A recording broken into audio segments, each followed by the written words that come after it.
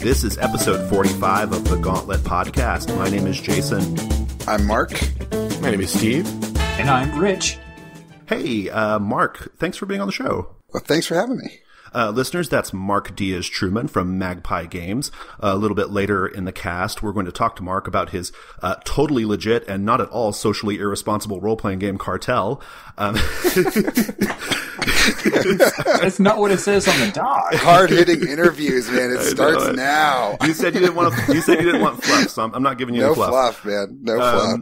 But before we do that, before we get to the Diane Sawyer part of the interview or part of the show, we're going to do the games that we've been playing recently. Steve, why don't you start us off on that? I got the chance to finally play Imperial Assault over the weekend, and Imperial Assault is it's basically a Star Wars retheme of Descent Second Edition. That's the base. They've made some modifications from that, but I'm not really familiar with Descent, so I'll ignore that bit.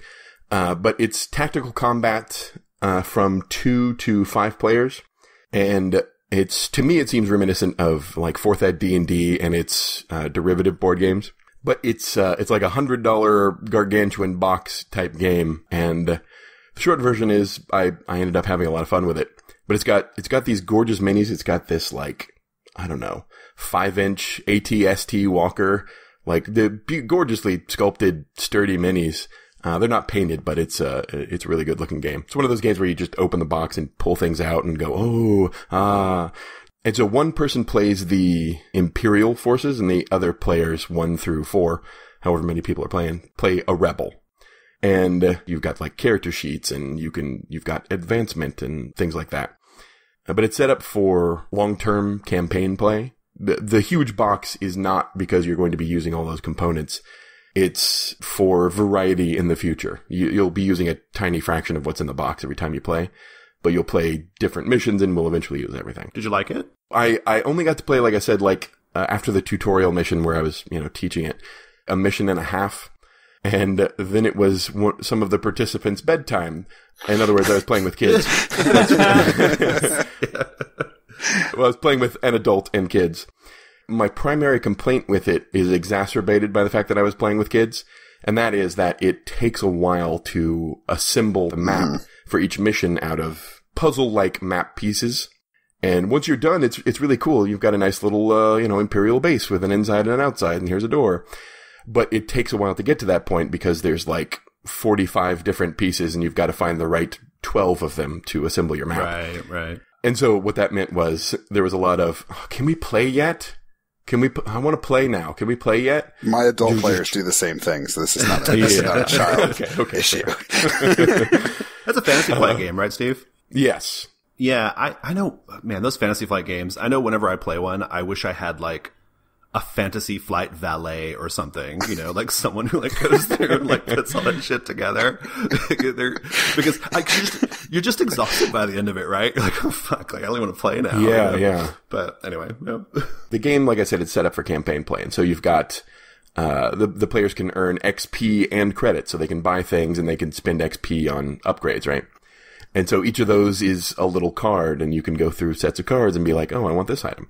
And I think it's a good sign that at a certain point I was taking a bathroom break, and as I was walking away, one of the kids was looking through the items he could buy in the future and was just going, whoa. Whoa. Yeah. Whoa. Nice. Yeah. That was like me going through Riffs Japan when I was like, 12 years old, right? That exact face you made was me. Yeah. Awesome. Okay. Well, so, should we play this? Is this a thing we should get, or should we drop $100 on it, Steve? I sort of want to come back to it. I might revisit this, next week or week after, something like that, after I've played a bit more. But as it is, I had a lot of fun, and I think it came out pretty well. And once you played a couple games, it would get a lot faster. Enlist the help of people to assemble the map, that sort of thing. Cool. But yeah, a tentative thumbs up for me. All right, awesome. Is there anything else you want to say about it? No. All right, cool. Mark, what have you been playing? So over the last couple of weeks, I've been running a mouse guard campaign, and none of your Andrew, PBTA, mouse guard, like old school mouse guard. I guess new school mouse guard. My opening question here, Mark, is, do your players, like, is it just out in the open that you hate them, or is it like a secret? It's like a requirement to play. Yeah, no, they know. No. We've been playing Mouse Guard. I think we've played like 7 or 8 sessions. So like it's a pretty solid, long running campaign. We've got 4 mice out on patrol in the southwestern part of, the mouse territories. It's been really good. And I think what's funny about it is, especially PBTA gamers, of which I am, of course, one, have kind of a hate on for burning wheel mechanics. But like once you get into them and you kind of like, it's gotten really smooth. And honestly, like it's been really solid. And as a GM, it's surprisingly easy to run. I would say that probably the biggest misunderstanding people have about Mouse Guard is that running conflicts and stuff as a GM is super simple. Especially like when you're dealing with animals or, like, big threats that would maybe take time to plot out in Fate or something. You can run lickety split in Mouse Guard. It's been a really good time.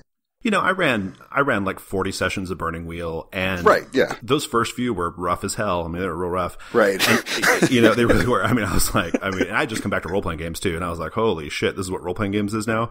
And, but I stuck with it. And the Burning Wheel, I can't speak for Mouse Guard because I've only played a little bit of that, but Burning Wheel really, really it opens up, it blooms at a certain point, right? Like you get enough sessions in and you're like, oh, okay, this is all starting to come together. It makes sense. But it just comes down to like the inputs, right? I mean, for me, that's the thing. It's like, man, oh man, it's just the inputs are too high for me at this point in my gaming life. But I think Mouse Guard does a really good job of making it much more limited. Like it doesn't have a lot of the bells and whistles of Burning Wheel. Like it's just got the one subsystem. Just the one conflict subsystem. But like a good example of what you're talking about is Marissa's playing this mouse who's from a far off land, like a Viking land of mice, who came to the mouse territories because she learned about it as like a civilization. And so she wants to fight for the Mouse Guard. She didn't have any militarists, but they've had these like run-ins where she's like had to like offer like military training to other mice. And so she's marking her little beginner's luck things, trying to get up enough to have a skill in it. Okay. And she's like getting pretty close. And the day that she hits it, it's going to be like, oh shit, like you're like a mouse general, right? And like that moment is really exciting. Like you could feel it coming and it's really cool. By mouse general, you mean that she has an actual stat? She has an actual stat in like getting other mice together to make stuff happen. Yeah. Like they fought an owl. Right, like it was a terrible plan. Like they were like this owl was terrorizing this mine. And I get to say cute things as mice. Like the miners were all on strike, and one of the mice said, "We will send not one more paw of ore to the city until our demands are met." Right. Yes. So, but she's trying to get them to learn to fight together, and it all goes to shit because she doesn't have a skill in it. And then the day that she it'll be like a Helm's Deep thing, right? When she gets that skill, and it's like mice assemble, and they all have their little shields. It'll be awesome. So I'm so excited to play Mouse Guard right now, and I will, and I'll do it for 2 sessions, and I'll quit. So my typical cycle. Yeah, right. I will say that this is like a long time gaming group of people who are good friends. It's definitely not something I would bring to a convention and be like, y'all want to like spend 45 minutes learning how conflicts work? Like it's definitely like a solid, existing gaming group game. Yeah, for sure.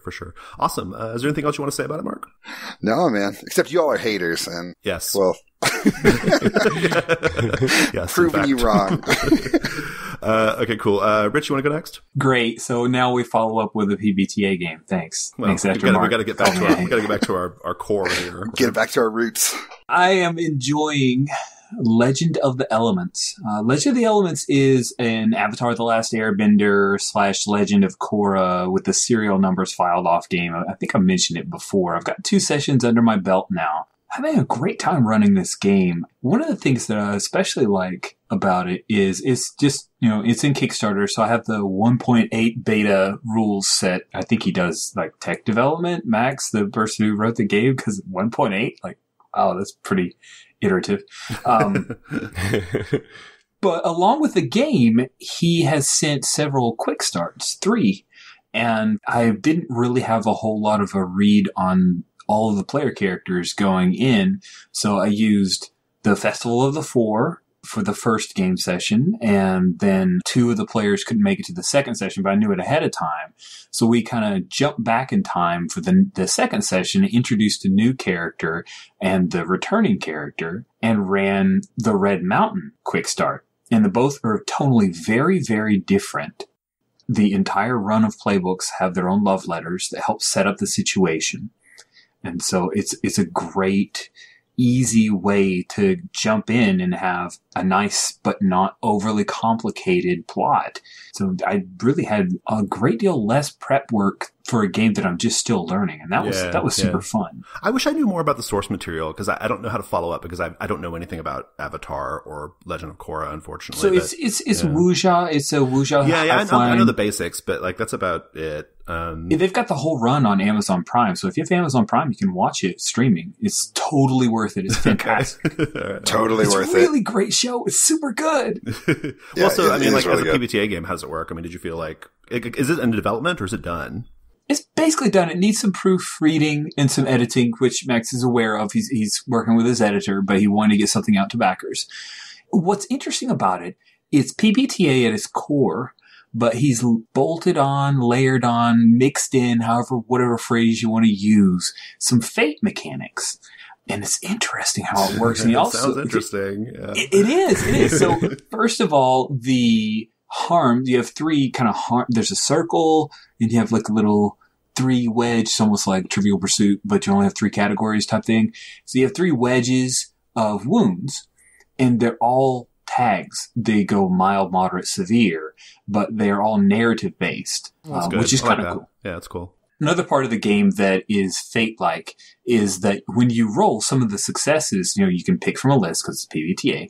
You can add environmental tags to a scene that you can bounce off of. And agreed, Powered by the Apocalypse has that as well, but it just seems more ingrained. You also have chakras, which are almost like your high concept or your trouble. And you use those to gain chi, which is your XP of the game.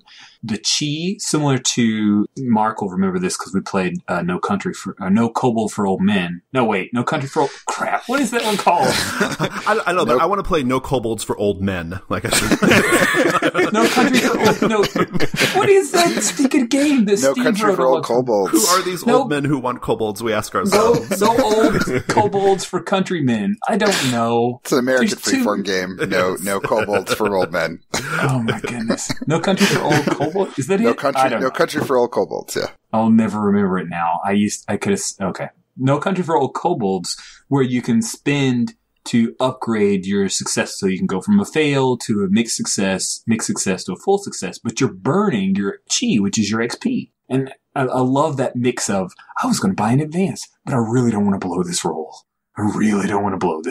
The last part of that is when you spend the chi. You're buying pre-roll, you spend? No, you roll, and if you fail, you can bump up from fail to mixed or from mixed to full by spending a chi. Those chi are my economy as an MC because I'll have points of plot. And so similar to advancing a threat with a countdown clock, it's a simpler mechanic. So there's a full circle or an economy there. I'm not supposed to advance my plots until you've bought things with chi. The thing that made me nervous about the game going in was I'm playing with a bunch of old hats with Apocalypse World. When they fail a roll, they're like, yay! A bad thing is going to happen. What's the cool thing you're going to hit me with?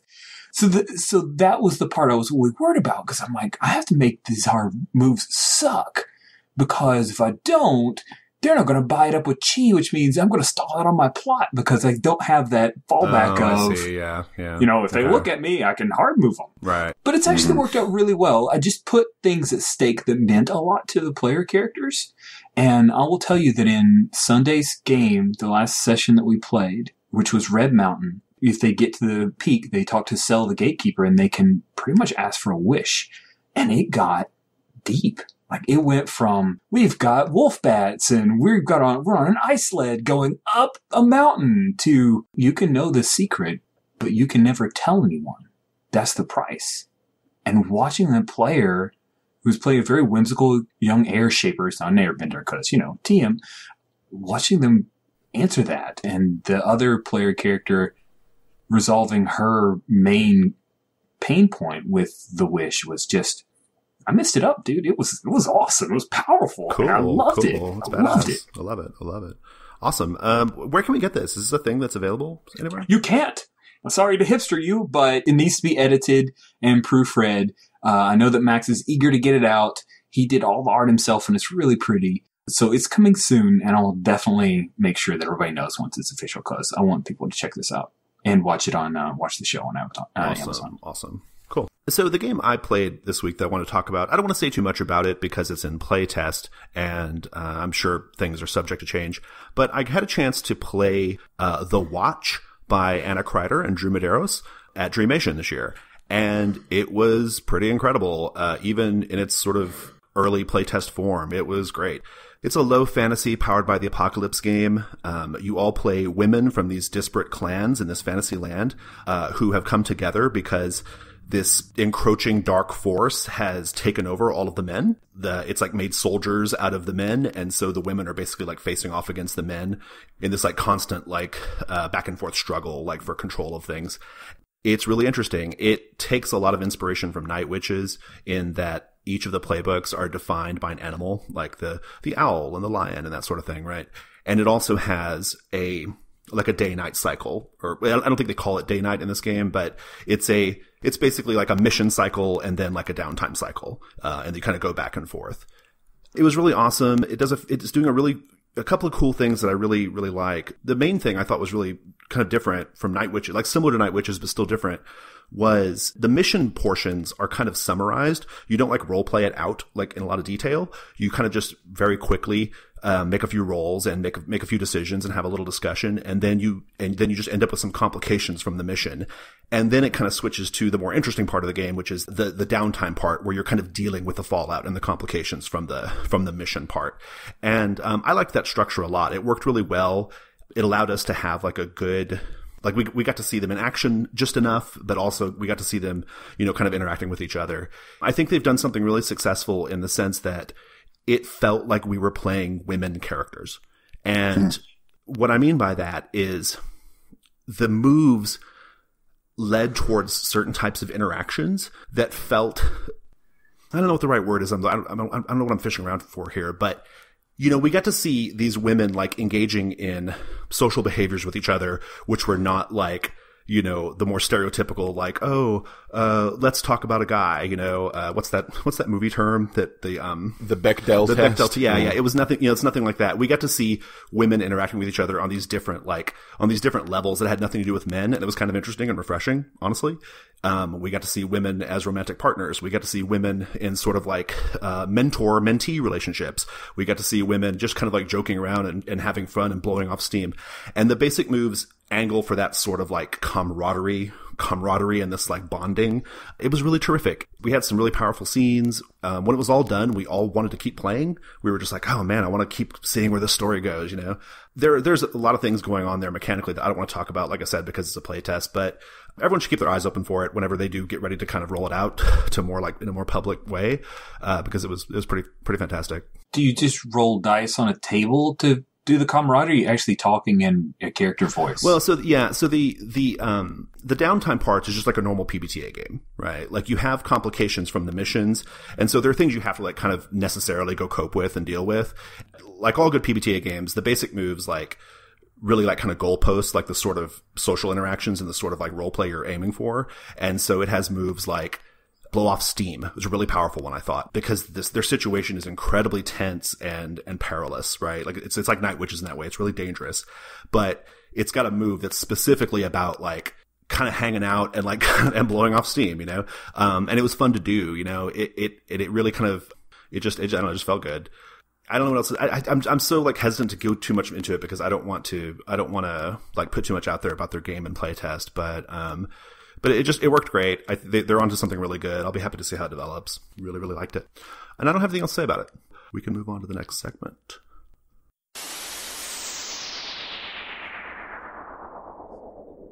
Our next segment is called Giving Me Life. This is where we discuss something that is not necessarily related to role-playing games that's making us happy at the moment. Mark, what's giving you life? So for me, it's running. I'm back to running. I wouldn't say it's making me happy, but it's, it makes me happy though, because I love a literal giving me life. They are my favorites. Yeah, so, exactly. Yeah. So I ran 3 marathons, In 2011 and 2012, I ran the one in Orange County and then one in Chicago and then one in Chicago. The last one in Chicago, man, it was rough. I'd been in grad school for a year and I was fat and slow and old and it was not good. So I was like, okay, I gotta stop. I gotta rest. And I just kind of never got back to it. And so this year I'm finally being at home enough. I travel a ton for conventions and other things. And we finally got to the point where I was like, okay, no more travel for a while. I'm going to be at home for 6 months and I actually can train. So I've been out there running, doing my hour-long 4-mile runs, just kind of trudging along. And I'm doing my first half marathon in April. So I'm really excited. Whoop, whoop. Awesome. Cool. Very cool. Very cool. Rich, what's giving you life? Cord cutting.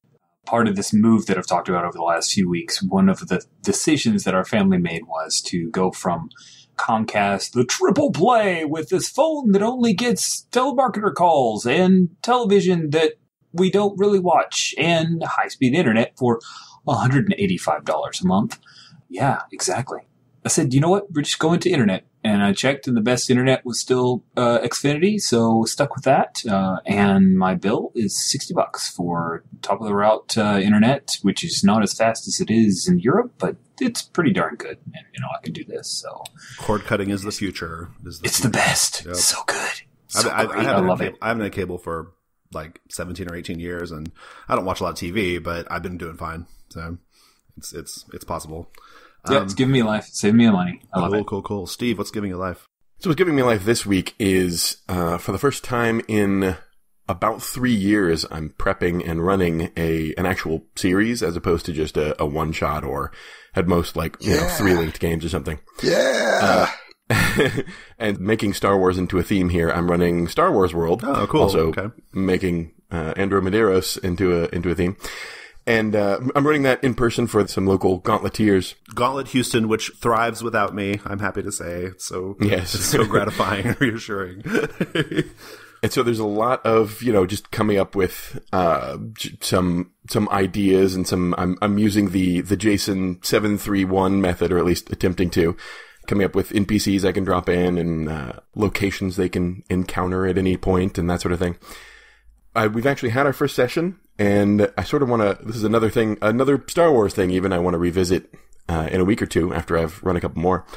So I don't really want to talk about how things are going, but it's the, sitting down and doing the threats and all the Apocalypse World type of prep it's fun to get back into it, because the last thing I ran was Apocalypse World. And that lasted 10 to 12 sessions. This will only be about 5 or 6 or so. But yeah, it's a lot of fun, and it's got me pretty excited. I love game prep. I love it. I really do. I get into even the very minimal amount you do for Apocalypse World games. It's just enough. It really, I don't know. I'm one of those people. I like to do it. You only have to prep once every 5 years because you keep running the same thing over and over, Jason. True. Calling me out. I will have you know, Rich. This week I have to make a new scenario because I'm playing a game I've never played before. So awesome. I've managed to go all the way till March without having to not do that. I mean, it's I'm a scenario baller. I got scenarios in every area code. I don't mind saying so. Yeah. What is prep? Oh, it's this thing you do for Mouse Guard. Oh, that's right. Yes, I do that for Mouse Guard. You're right. I do some prep for Mouse Guard. Actually, it's funny. The half hour before we play, I sit down and go, "Oh my God, what am I going to do for today's game?" And then I'm like, "Oh yeah, wait, I got some stuff right." I don't like prep because my old brain says I should have prepped when it becomes game time, and I freak out every time beforehand. I literally panic. I don't have anything ready. And then I'm on a PBTA game, and I'm like, why did I want to prep? Yeah. I like just doing a light prep because not so much because I'm prepping, because these are the things that I want the players to experience, but more I like to think critically about my setting and what is going to happen, or I like to think critically about the setting so that when the players do anything, I have lived in it for a little bit and I can respond a little bit more ably, I think that's the true value of prep, not because, it's not, I don't do an OSR, okay, here's what's in chamber number 42 and, right. Yeah. I don't do that, but we used to call it the cup of sugar problem, which is if you're going to present players with a problem, get a cup of sugar, then they could be I go to the store. and get a cup of sugar. So you like just kind of think through the problems. You're like, are these really problems suitable for the mouse guard, right? Rather than get a cup of sugar for these other mice, right? Yeah. Cool. Well, that's awesome, Steve. I'm happy that you're running games because I'm excited. It's good. It's good for the Gauntlet. I love to hear it. I wanted to talk about Dreamation 2016 just real briefly. It's been years and years and years since I've been going to conventions. I think the last time I went to conventions on a regular basis was in the 90s, like the early 90s. And so I've not been a part of that world at all. I went to Metatopia for 10 minutes, and I didn't have much time to spend there, so it wasn't really it didn't make much of an impression on me. But Dreamation though was great. I loved it. It was really fantastic. I played so many awesome games. I met so many cool people. I think one of the things that helped me a lot was I went with a friend, somebody from the Gauntlet, a local Jersey person, kind of hung out with me on the first day, and like we kind of did everything together just to sort of, cause neither of us had been to Dreamation. And so that was pretty cool. It kind of made the experience a lot easier. And, I had a great time. I met lots of cool people. I've forged some friendships. There are people who I wish I could have spent more time with, but I got to know them well enough to know that I want to spend more time with them. Particular shout out to Drew, since just to keep with our Drew Madero's theme today. Yeah. On Friday, we spent basically every hour together from like 7 a.m. till midnight because of our schedules. And except for dinner, we didn't do dinner together, but pretty much every other hour. And, we just had a great time. We just bonded. He's a really cool guy. Same thing with Anna Kreider, because she was around with him. She's really awesome. And, I'm a big fan of her blog. So it was fun to kind of meet her in person too and hang out with her. So yeah, it was just a good time. I really liked it. I can't wait to go to the next double exposure thing over here in Morristown. It's cool. Why are there so many New Jersey cons around? They're all run by this one company called Double. Oh, sorry. Go ahead, Mark. Yeah. No, they're all run by the same people. So there's 3 a year that are all really solid.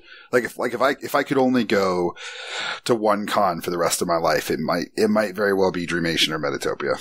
Yeah. Like the people are so great. I mean, like I'm so sad I missed Jason at Metatopia. Like the fact that you were like in the building when I was I was like, oh, it's meant to be. We and passed it didn't happen. by like each other for like a hot minute. Yeah, and I wasn't actually able to spend much time at Metatopia though. I had stuff going on that weekend, and so but I live right next door, so like it was easy to just kind of drop in for a little bit. But they just run super tight. Like they just have like great games, a great community around those games, very little bullshit, like, and none of the crush of Gen Con or something like where, you can't breathe because there's a million gamers, right? Yeah, it was super cool. And I'm still like, for me, I'm still in, I'm not like some people, who I think are like, no longer like fanboyish about meeting role-playing game designers. Like I'm still very much in that mode, right? Like I'm still very mumuch in that mode. And so like it's exciting to me. Like I was like so excited to like meet Hannah Schaefer in person. I was excited to meet Joshua A.C. Newman. And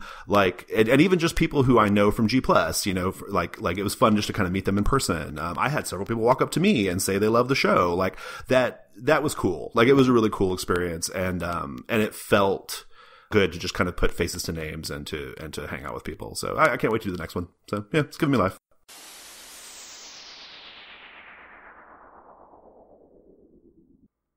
All right, we are here with Mark Diaz Truman, and we're going to talk about mostly Cartel, but maybe a couple of other role-playing game-related topics as well.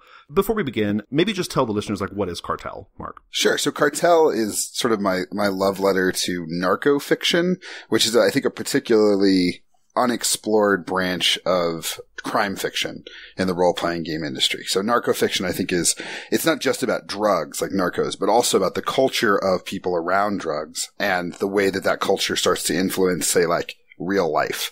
So that's things like Breaking Bad, The Wire, and of course, like a lot of Mexican stuff in particular. So things that are like Mexican soap operas, or just stuff like Narcos, which is the new like Netflix series about the Colombians. But it's also stuff like Pulp Fiction, right? Which has like a certain kind of drug culture around it, even though it's mostly known as like a Tarantino shoot 'em up movie. It has a lot of things to it about the tense, like, violence is always like right around the corner, but it's not here yet kind of conversations. So I think of something like Jackie Brown, which is just like one of my favorite Tarantino movies. That's all about this, like, weapons dealer who's sending money to Mexico. And there's no drugs at all. Yeah. It's so good, right? One of the best soundtracks ever. Oh, soundtrack. Oh my God. Yeah. Like it's just, it's fucking brilliant, right? And you watch it and you're like, this almost doesn't even feel like a Tarantino movie because it's so clean. Like, it's so, like, just Elmore Leonard to the bone.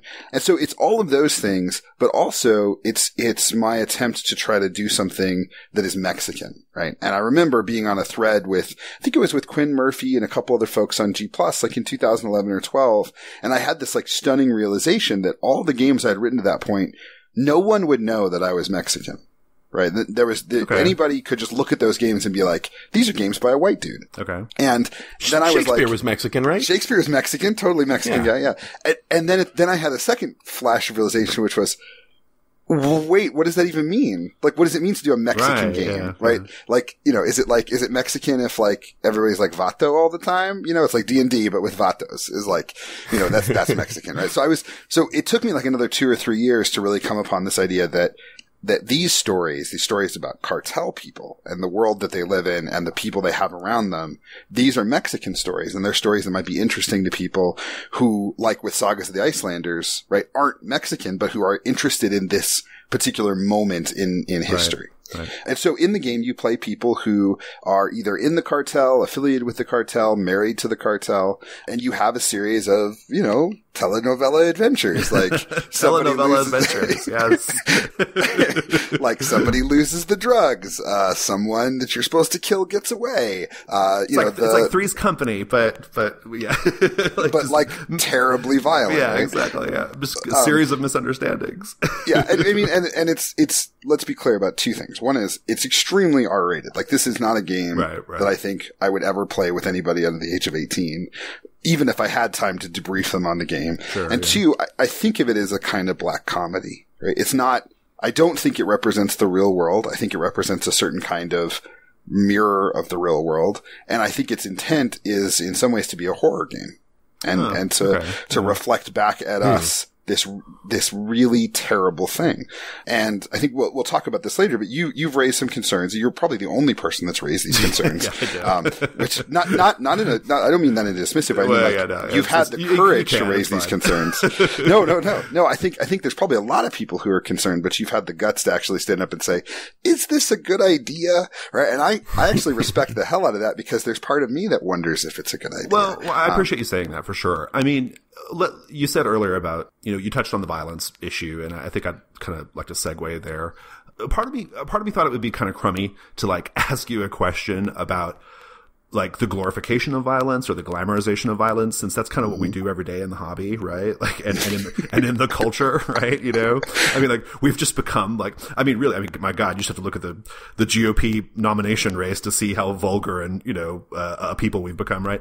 But I feel like when it comes to the cartels in particular, the glamorization of the cartels, like, this sort of creating these guys into, to be like folk heroes, right?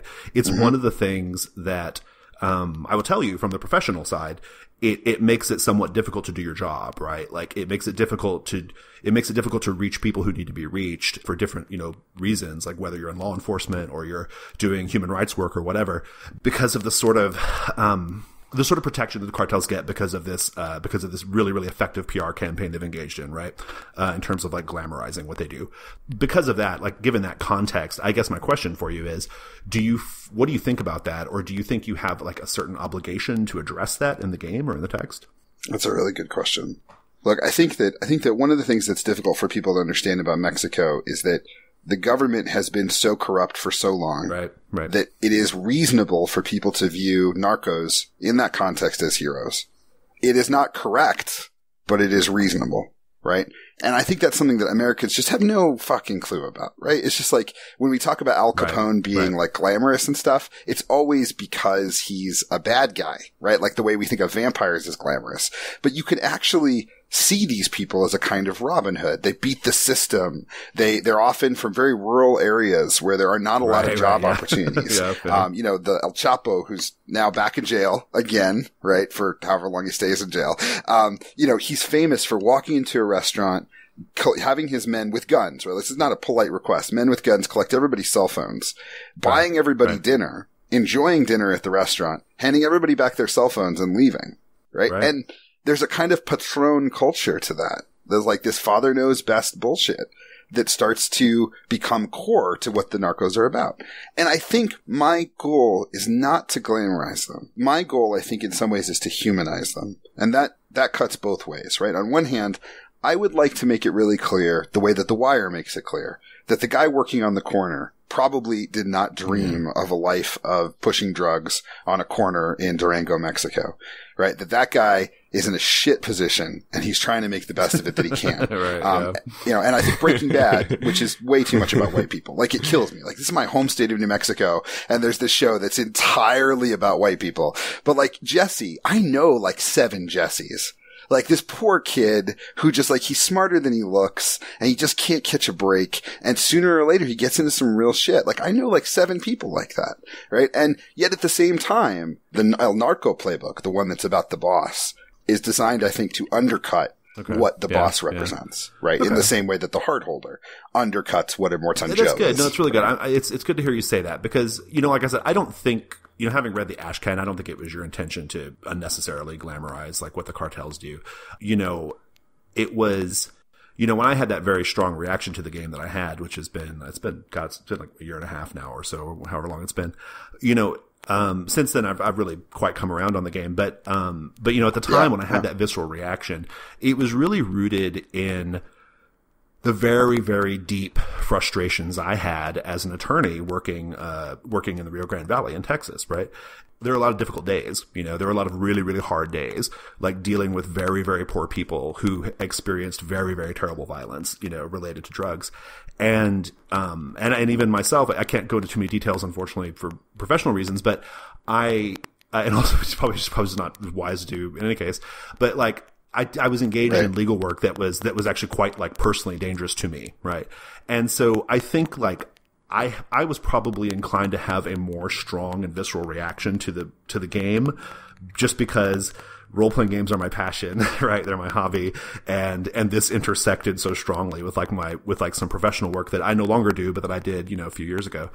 I guess, you know, I don't have a question there except just to say that was kind of where that was coming from, you know? Like, I think that was the genesis of that, like, really strong reaction that I had. Now, having said that, like, you know, we've chatted about it a fair amount and stuff, and I've heard you on Tabletop Superhighway where you did a really, really terrific interview, and I think people should go listen to that.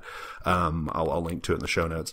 I've definitely come around to it, but I think that, like, I feel like there's maybe some space there, kind of like Avery did with Monster Hearts and talking about, like, you know, like talking about queer culture. I think there's like space there to maybe do a little bit of like educating, you know. I don't know how you feel about that, but that's just kind of my thinking on it, you know. But. Yeah, no, I think that one of the difficulties of doing this kind of work. So, I mean, you know, one of the other projects I work on right now is 7th Sea, right? Which is like the opposite. Congratulations, by the way. Oh my goodness, that's like insane. Oh wow, but yeah, that's the biggest Kickstarter for RPGs. RPGs In my mind, I was like, I'd never even heard of it. I was like, what is 7th Sea? I don't even know what that is. Right, but you know, 7th Sea is like an adventure game, right? It's like it should be like smiles every session. It's you know, the worst thing that happens is sometimes the villain gets away, right? You know, and like, you know, it's making Transformers 4, but hopefully it doesn't suck, right? Like it's a big budget project, right? And part of what drove me to do Cartel, and actually why I was thrilled that you had that reaction, because I think this conversation we're having between 2 Latino men, right, is incredibly rare in the gaming community. Yeah, it's true for sure. Very rarely am I like, well, like how many times do you have to speak for Latinos? Period, like across the board, like they're like. I usually, I actually far more often have to speak for like gay people, but yeah, well, like, right. They're like, let's check in with our local gay correspondent, Jason. I am exactly. I am the gay, but yeah. So to just have differences of opinion within our community, oh my god, it just made me thrilled, right? To be like, another Latino disagrees with me. Yes! Like, I've said something interesting enough that there's some disagreement. Because 90% of what we say is, we're people. We have our own culture. Like, there's stuff maybe white folks don't understand about what I'm saying. You know, to have a deeper reaction than that was thrilling. But it reminds me, and it's a good reminder, like, I still don't know where this goes. Like, it's so funny to me that, you know, Anna and Andrew are working on The Watch, which is another sort of feminist game that's exploring feminist issues within a very controlled way. And everybody that's played it and seen it is like, yes, cool. And then when I sit down to write a Mexican game, it's like, well, what does that even mean? You know? Right. And so like, if you say like, can we educate? It's sort of like, educate about what? Like, and I think that's really the challenge here is it's to educate about the socioeconomic realities of Mexican life within the framework of the cartels has this tendency to make you feel more sympathetic to the guy who melted down 300 bodies. Because you're like, well, what else was he going to do? Right? But at the same, I don't know if I agree with that, but it's an interesting perspective. Well, I mean, from the perspective of the players, because I think what happens with the players is they come in and they think, well, sure, I'm a drug lord. Yeah, it's not good, but like, I'm going to be a good drug lord. I'm going to make good decisions as a drug lord, and I'm going to treat people fairly or do whatever. And then they play for a couple of sessions, and just the way the world works, it's not possible to be a drug lord. Yeah, I see what you're saying. Yeah, and so pretty soon they start to justify those decisions. And as they justify them, they gain a greater sympathy for these kinds of people.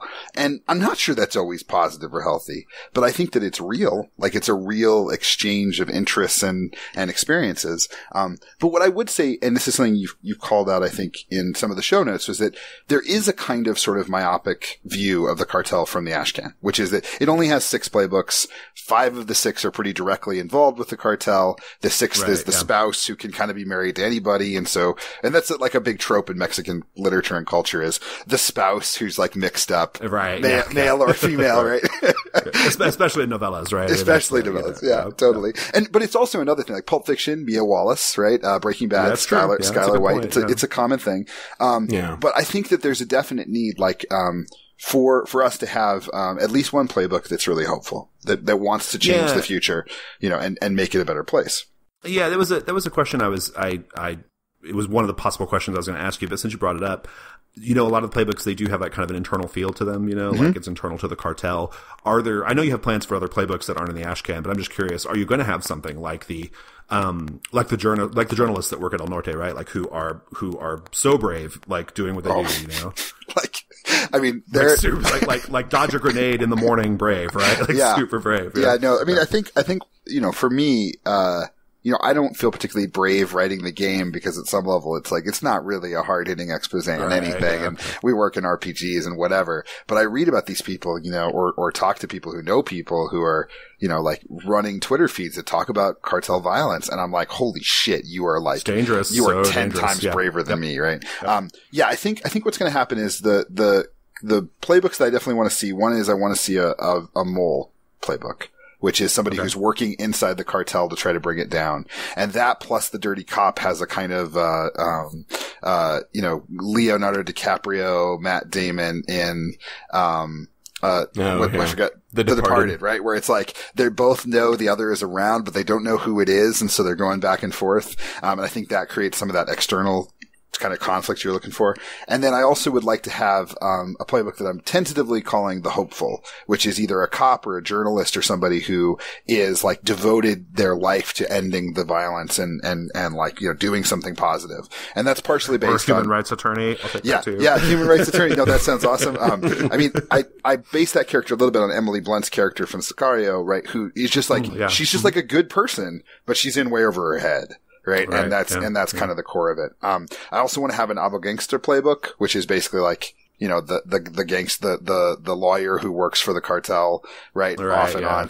Like the sort of Better Call Saul kind of character. I know plenty of them. Yeah, right. Right. So they lived in a lot nicer houses than I did. Exactly, right. Yeah. And I think those playbooks will continue to create interesting combinations. And I think one thing people don't talk about enough with PBTA games on the sort of game design side is how the playbooks you select will hopefully determine what the feel of the game is like, right? So a game in which you have, and the white dude, right? El Guero, right? We'll have one. There's one white playbook. If you would like to play a white character, you can play this one playbook, right? Who's basically the Johnny Depp, / Hank from Breaking Bad character who's like way out of his depth, but has a lot of power because he works for the CIA or DEA or whatever. Right. So if you have a situation where you have the hopeful one, the El Guero, El Narco, and the Dirty Cop, then what you really have is a story where it's all about bringing one of the PCs down, right? It's all about like, can they actually get El Narco on the ropes and flip his dudes and get him arrested? And that'll be a really interesting Monster Heart style PvP from minute one. Great. That's awesome. Yeah, that's a cool dynamic. Yeah, I think that's a super cool dynamic. I like that a lot. I mean, it reminds me of, it's like, it would be like that Netflix show Narcos is that, right? Like, it's really like you get that angle of the story, which I think is quite quite awesome. I also think that there's a thing here just purely from the game design side where, you know, Andrew and I worked on Urban Shadows for a real long time, and it's a real big game. Like, we think of it in size and scope like Apocalypse World. And I've also seen, having played at a lot of conventions and played with a lot of new people, that the game has like some serious energy it needs to lift off. You know, if you're going to play Urban Shadows, you might as well commit to 4 sessions, because you're going to spend your first session making characters and creating the city and everything. And I really wanted to write a game that had that potential to like pick up and go, where like you could play in one session, 1 4-hour session, at the end 2 PCs are dead, and you're like, I'm good. Okay. Like, we've seen all we need to see for this. Let's move on to our next game. I think maybe it's just because the news items that I'd heard about the cartel were so heinous. They had to be so terrible to bubble up to the surface and gain my attention.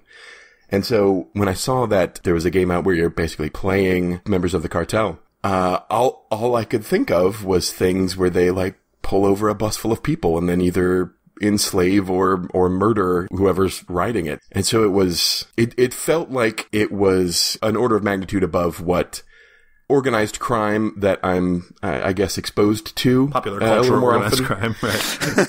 yeah. And I mean, maybe it's, I don't know the reason for that, but I don't know the dynamics that cause that sort of thing, but it's just, it felt like, I don't know. I mean, it sounds, it seemed like it would be too extreme. Like a particularly brutal and barbaric level of violence with the cartels based off what you've read is what you're saying, right? And yeah. The reporter who they found her cell phone and, you know, tweeted a picture of her dead, you know, it's just horrible shit. And so that was my hesitation. But it sounds like, are we playing those people? Is it that, I don't know, is it that extreme? I mean, so I would answer this question 2 ways. One is, you know, I want people to have fun playing this game. I worked really hard to try to make it fun. Mm-hmm. And in order to do so, I've set up some ways of thinking about the game and the structure of the game and the time period of the game, such that if people report back to me that that's what their session was like, that says much more about them than it does about the game. Yeah, I would think so. Yeah. So for example, I mean, think about Apocalypse World. If somebody, this is sort of my second thought, is like, you know, if somebody comes to you and says, oh yeah, my heart holder, has like dozens of sex slaves. You're like, cool. That's like, I'd be just as uncomfortable with that. Yeah. World, right. Yeah. But there's nothing that says you can't have that, right? And honestly, if we wanted to play that game, it's probably setting appropriate, for being honest. And it's totally setting appropriate. And if if we're playing and Jason's like, I want to play an Immortan Joe, like I have these brides and I want to have a child and that's my thing. And like, I'm going to look at that X card I have on the table and I'm going to be like, how do I feel today? And if I'm like, you know what? I'm cool. I trust Jason. Let's see where this goes. Right. Then we'll go down that path. But that's like a thing between me and him, right? Or between us as a group to talk about whether that's where we want to go. And it's interesting to me. And I think it says something about the degree to which Mexico is othered and excluded from like the way people think about moral agents, that like Mexico is special in its barbarism, right? And I think what's interesting about that is I think it is on one level, like there's something macabre about the culture.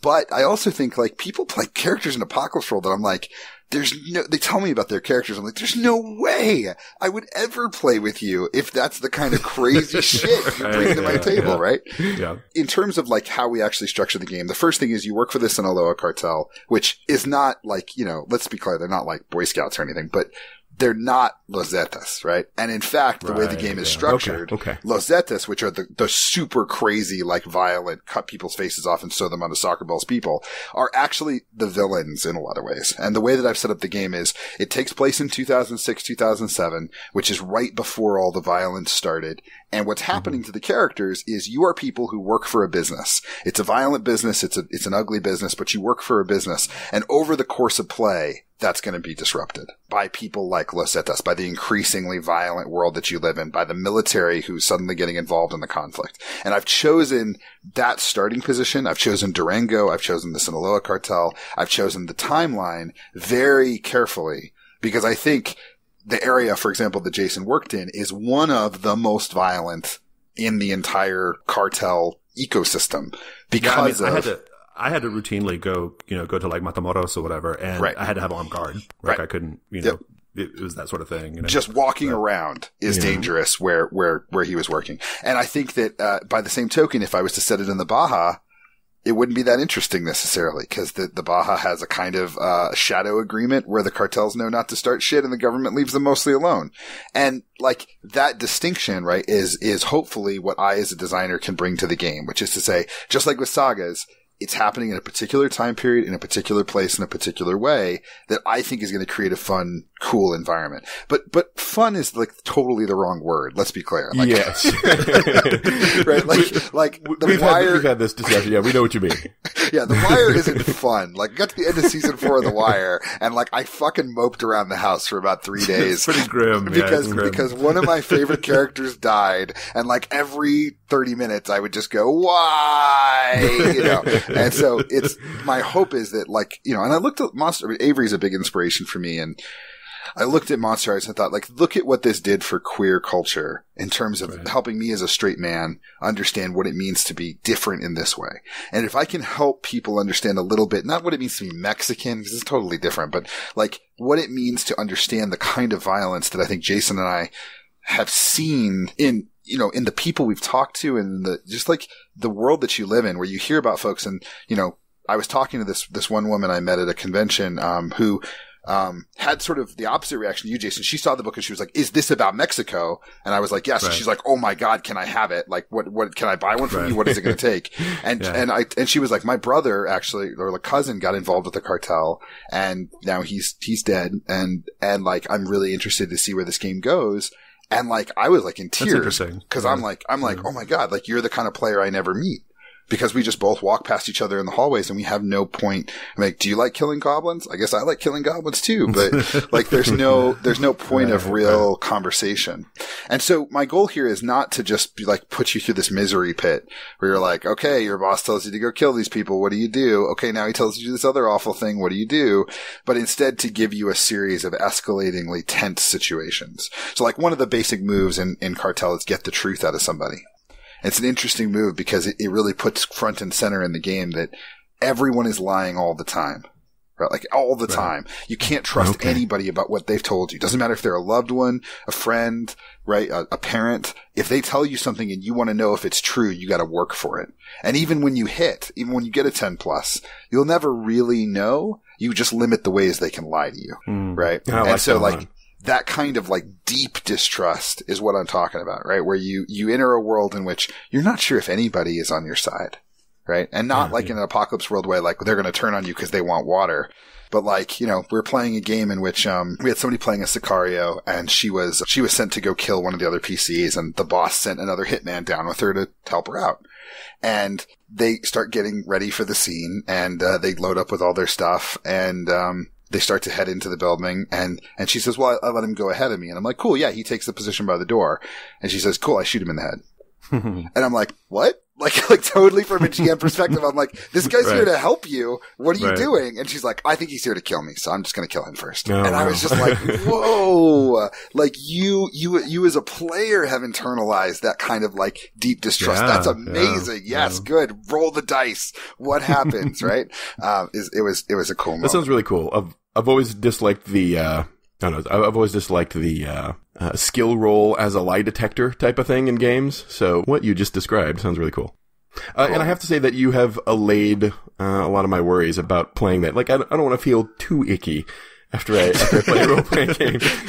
No, I mean, so that sounds pretty cool. I have to say, I mean, I mentioned at the outset that I've come around on Cartel, you know, in recent, you know, months, but, I actually am quite anxious to play it, and I have a very good sense, even more now, of kind of where you're coming out with the game, or where you're coming from with the game, Mark. And I think it's going to be really, really interesting to see how it shapes up, in the end. What is the, you know, what's next? I mean, I know it's an ashcan right now, but what's the plan for Cartel? Well, first is to have these conversations. I think people don't understand, as a designer, for me, like, the reason Urban Shadows is so complete and has so much information is because I kept having conversations with people who had played it, right?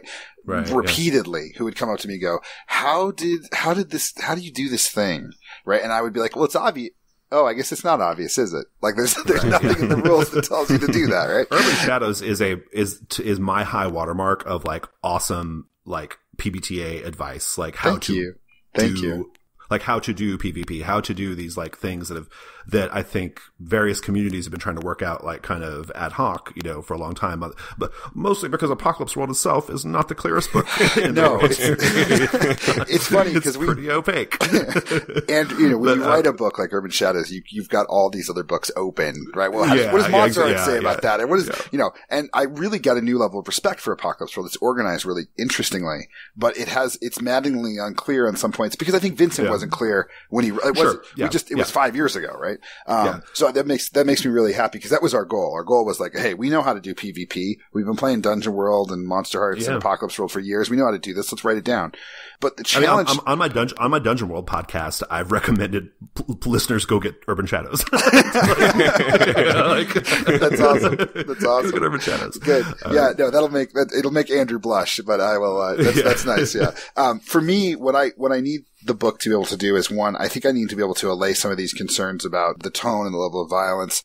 And there's some stuff in the game mechanics that needs some tightening on that point. But the other thing I need to figure out how to do is how to convey the Rio Grande Valley / Durango, Mexico / the different the Baja, like those differences in like 30 pages that somebody's actually going to read and not feel like they have to go watch 7 documentaries before they can run this game.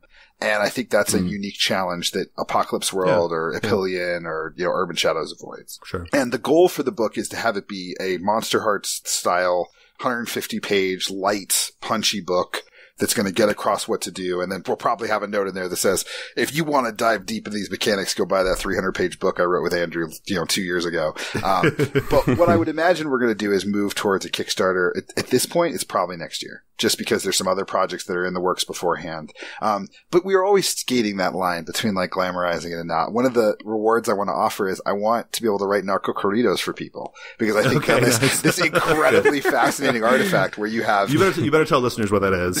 So a narco corrido is basically like, it's like a story song. Like what I always say is like Jack and Diane, like if you know the John Cougar Mellencamp song, it's like about these 2 kids and blah, blah, blah. But instead it's about like a narco figure who either like outsmarts the cops and the law to sail off into the sunset with his loads of money, or maybe is actually like a morality play where like he cheats on his wife and she betrays him and then he gets killed. So don't cheat on your wife. Right. And, what we want to do is offer that as a reward. Like my buddy Justin is a songwriter. We've been writing songs together for years and we would love to write narco corridos for people. But then I'm also at some level like, is that just like incredibly disrespectful or is that kind of awesome? Right. Like, having asked the question about glamorizing violence, I have to say I would totally back at the level where you guys wrote me a narco corrido. Yeah, exactly. See, there we go. That's what happens. Right? I'm a total hypocrite, I guess. I don't know. Yeah. It's this thing where like, you watch The Wire and you're like, oh my God, Marlowe is a monster. And then when the cops start getting close to him, you're like, run, Marlowe, run. Like you get totally caught up in it. So, so I think what will happen is probably around this time next year, maybe a little earlier, we'll bring it to Kickstarter with a pretty complete draft. And then like, stretch goals are going to be really weird for it. I don't want to write like 15 different playbooks for a game that probably only needs 10, and so we're going to be trying some different things and seeing what works. But, what I've said internally to the Magpie team is Brendan Conway has nailed the superhero market. Like he like really had a great idea with Masks and it had this big hit. And I think, for me, I know Cartel is not going to sell like Masks sells. Masks is a teenage superhero game. It is appropriate for ages 8 to 80. It will sit on favorite local game store shelves for years, but Cartel is going to be one of those products that I think is for people who want this thing we call fun that isn't fun at all. Right. Yeah. Awesome. Well, before we get to the final question, Mark, you've already kind of said what's coming up for the Cartel, but is there anything else that Magpie has going on that you want to bring to our listeners' attention? Yeah, I mean, we're wrapping up Epillion, which is going to head out to backers, I think, this next month. We have some personnel changes on like the layout side and some other stuff that have slowed us down, but we're going to be releasing that relatively soon, and I think people should really check it out. I mean, Marissa's done an amazing job with this game that I think is a really unique fit for PBTA. And then Masks will be out sooner than you think. Like, I think it's going to be really neat. For me personally, I'm working on Wicked Fate, which is a Fate game that we've been working on for a number of years that adapts John Wick's Wicked fantasy game.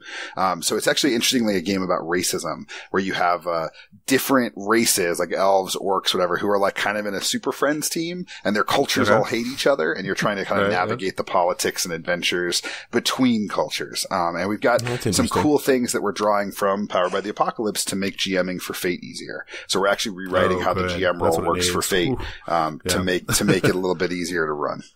I was supposed to ask you about a game.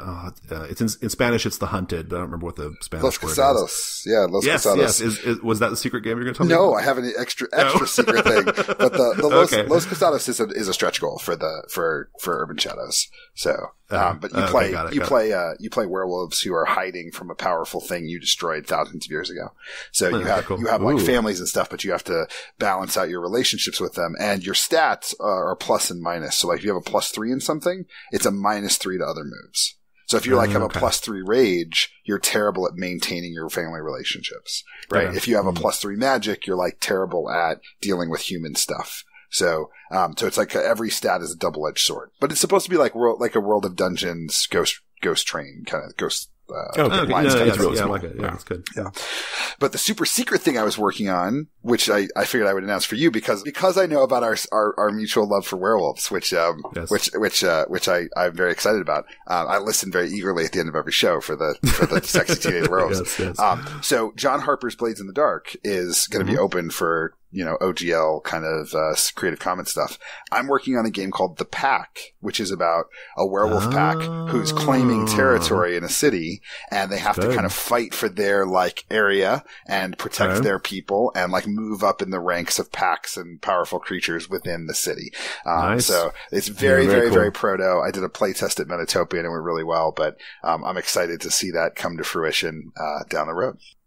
Awesome. Cool. All right. Well, let's do the final question. Okay. So listeners may recall from episode 40 when we had Mark's writing partner for Urban Shadows on, Drew Medeiros, we talked about a PBTA game, possibly an Urban Shadows hack, but I think we landed on its own sort of thing, a PBTA game about sexy ass teenage werewolves, or just sexy ass werewolves.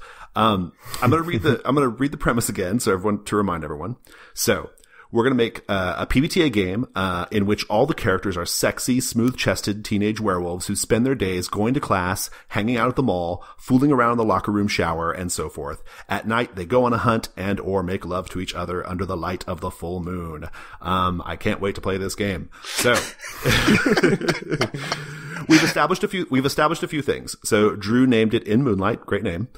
He gave us 3 basic moves, which are a little loosely defined at this point, but we have 3 moves: share a kill, smolder at someone, and howl in earthly pleasure. I have unearthly pleasure, Jason. Unearthly pleasure. I like earthly pleasure too. That'd be great. Howl in unearthly pleasure.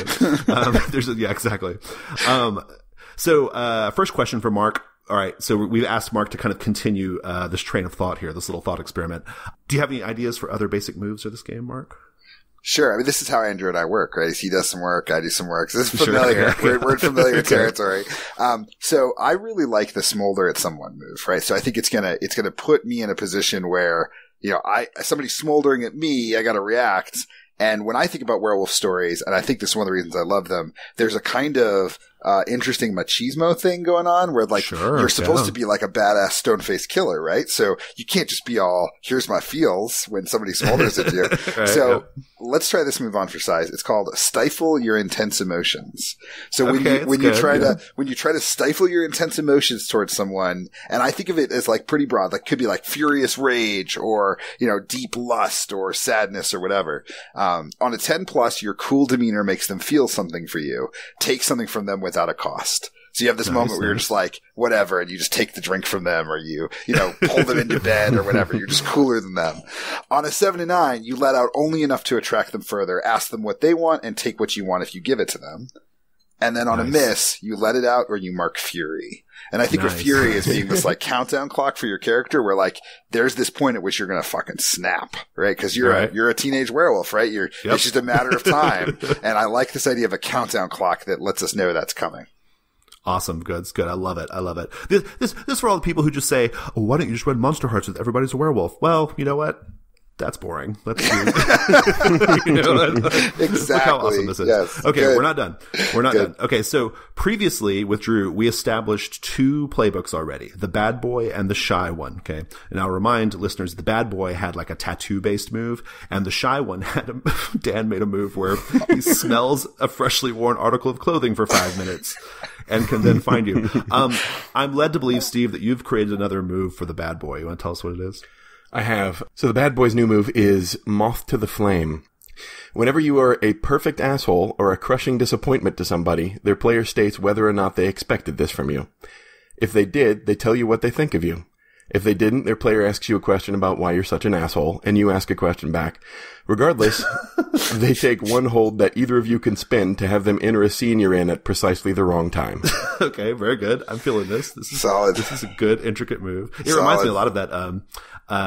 There's a move in Monster Hearts called The Neighbor, or a playbook rather, called The Neighbor, and it has this really awesome move that's all about like misunderstandings or like how I perceive you and how you perceive me, and like, you know, how that affects our interactions. Right. Good stuff. Good stuff.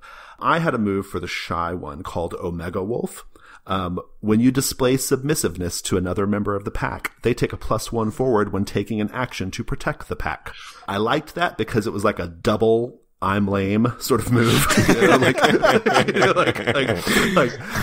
I am going to act submissive, and it's in service of you being awesome. So yeah, that's nice. That was where I was going with that. Okay, so now, Mark, I am told that you have a playbook for us. I have another playbook, yeah. So one of the things I love about teenage werewolves is that they're creepy as hell, right? And like, I love this sort of Edward Cullen overprotective teenager who's like, you know, super powerful and can rip doors off of cars, and yet, look, he's a good guy though, like inside, right? Like there's this weird kind of dichotomy. So the playbook that I have is called The Stalker. And his signature move is when you follow someone to their home or place of business, roll. On a 10+, pick 2. On a 7 to 9, pick 1. The first option is they don't notice that you followed them. The second one is they reveal a shameful habit or trait. Oh, that's good. And 3 is you don't have to transform to pursue them. Nice. So I think transforming in this game would be like a thing you don't want to do all the time. Like, you want to stay a smooth chest, sexy teenage werewolf. Right, you don't really want to be running around as like a giant wolf. So transforming has some like danger or costs associated with it. Why is there a huge dog following that truck? Exactly. Yes. So. Awesome. That's great. I'm loving this game. We have to just, we gotta just keep this train rolling. I think we have Sarah Richardson coming on soon, so we'll get her to. Oh yeah, Sarah will totally. Yeah, we might get her to like. We'll have the whole Magpie team or Magpie adjacent people to finish this game out for us. Just outsource the development for you. Yeah, I know, exactly. Well, that's all we got.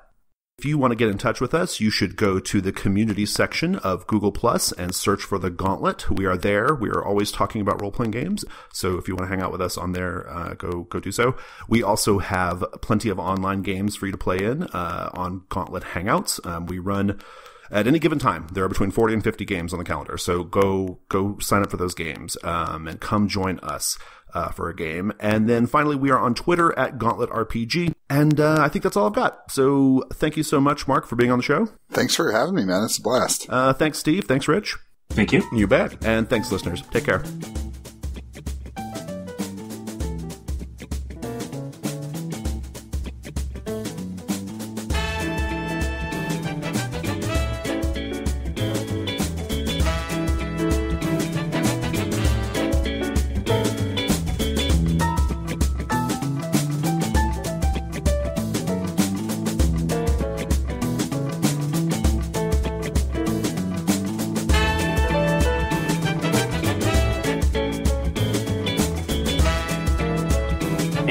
Another aspect of it, fate. Anyway, another part of it.